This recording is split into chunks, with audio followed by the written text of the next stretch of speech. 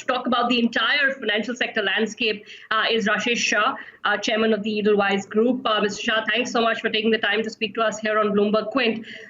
Let me throw a big picture question to you first, and then I have some specifics that I want to ask you about as well. We had a set of challenges that the NBFC sector has been facing since the collapse of IL&FS that forced them to recalibrate their liquidity management a little bit. But now, as we go into this COVID crisis, I think that liquidity management seems to have been worsened, or that has become a little tougher. Can you tell us what the landscape has looked like over the last 60 days for your NBFC side of the business? Because I know the group has many other businesses as well.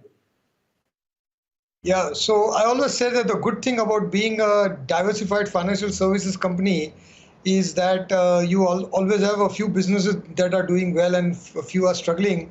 But that is also the bad side. You always have a few businesses which are facing headwinds. So we have three businesses: NBFC, our asset and wealth management business, and insurance. In fact, April has been good for asset management, wealth management, and insurance business, and I can elaborate on that. But obviously, April was a very challenging month for NBFC.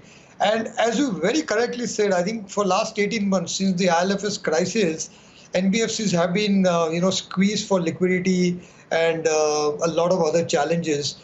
Ironically, I think by December of 2019, when we came into Jan 2020, for the first time, I felt that now at least liquidity has got managed after scraping and somehow managing it for last 18 months. Most of the NBFCs got the liquidity to a place where if you don't really go after a lot of growth, you would be able to manage. So we did come to a slightly comfortable place only in Jan, but as happens with all this, just when you think it is safe to go back in the waters, the shark comes back again. So just when it became slightly more manageable from a liquidity point of view, we had COVID. And COVID would have been easier to manage if the moratorium for NBFCs had been both ways, that NBFCs give the moratorium to their clients, but NBFCs also get that from their bankers and others. But for various reasons, the banks and all thought it is more prudent to do it on a case-by-case basis and need-by-need basis rather than a blanket moratorium for NBFCs. And also the banks wanted the government to backstop some of the risks. So in a way, there was a little bit of who will bail the cat kind of an approach.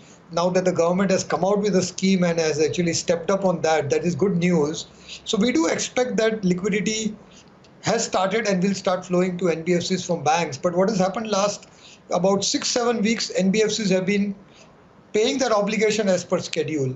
But because the advice given is you pay your obligation as per schedule and you ask for fresh loans. So rather than ask for moratorium, you ask for fresh loans. And this is what many banks are doing with their customers, because for some reason, banks want to show that very few customers are taking moratorium. We have seen in the last month a lot of commentary by banks saying only 18% of customers have availed of moratorium, only 20% of customers have availed of moratorium.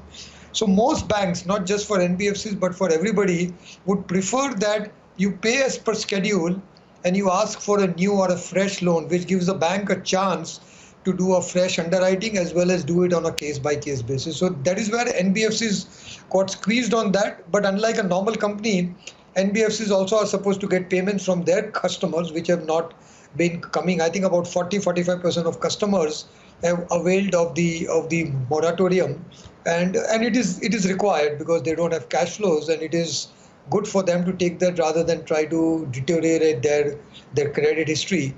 So it is, I think we should stop the clocks for everybody. So if you are stopping the clock, if you can stop it across the board, it's all right. But banks have been very engaged. They've been very proactive also, I must admit that. In fact, PSU banks have been highly supportive. Right. And I must compliment them that PSU banks have said, okay, show us your cash flow, show us your needs, and we will ensure that what you pay in some form or the other, you can get back. So I think that has started. And with the government schemes announced, I think it will get done by June.